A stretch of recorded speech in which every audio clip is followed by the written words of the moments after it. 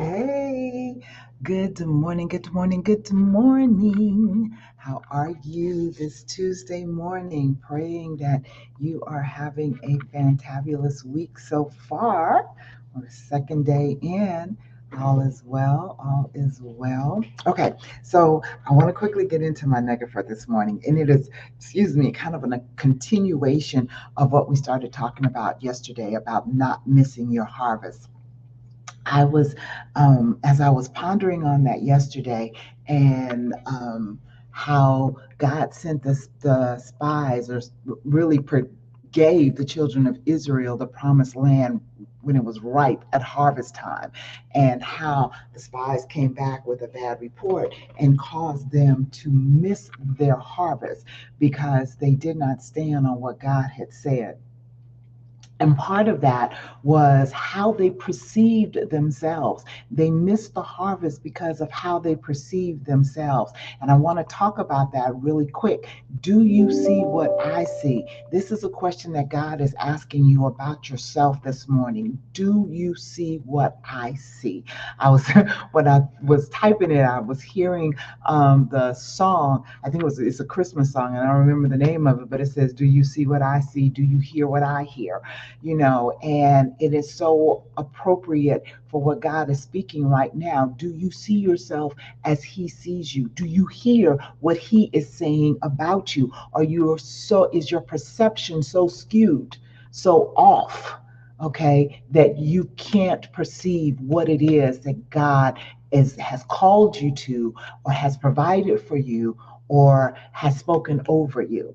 So we're going to run really quick to Numbers, the 13th chapter and the 33rd verse. And this is like when the spies had came back, and this is when the 10 spies had given their report. And the 33rd verse says, "We saw the Nephilim there, the descendants of Anak, come from the Nephilim." Okay, we seemed like grasshoppers in our own eyes, and we looked the same to them. Their perception of themselves were that they were as grasshoppers because they saw the giants in the land, and so they thought that they were inconsequential because they saw giants, and so they belittled themselves because of what their eyes saw. But let's fast forward to Joshua. Okay, when Joshua sent the spies to the land, okay, and they got there and they encountered Rahab. All right. And Rahab, this is 40 years later. And we're going to fast forward 40 years later.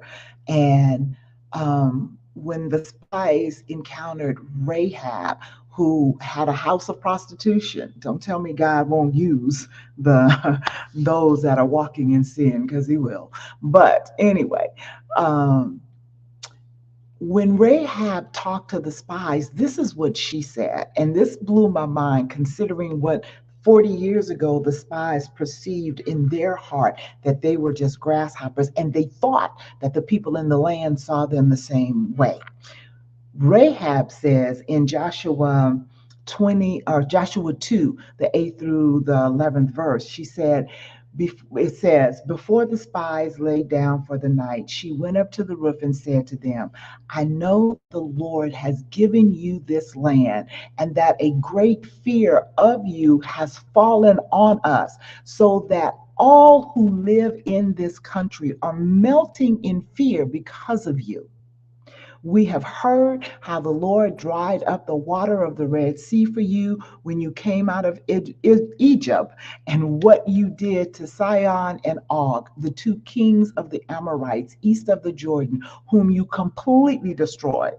When we heard of it, our hearts melted in fear, and everyone's courage failed because of you. For the Lord your God is God in heaven above and on the earth below.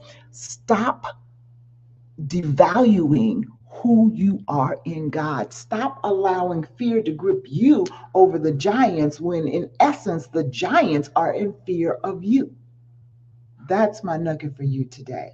Change your perception of you. Do you hear what I hear? Do you see what I see? Saith the Lord.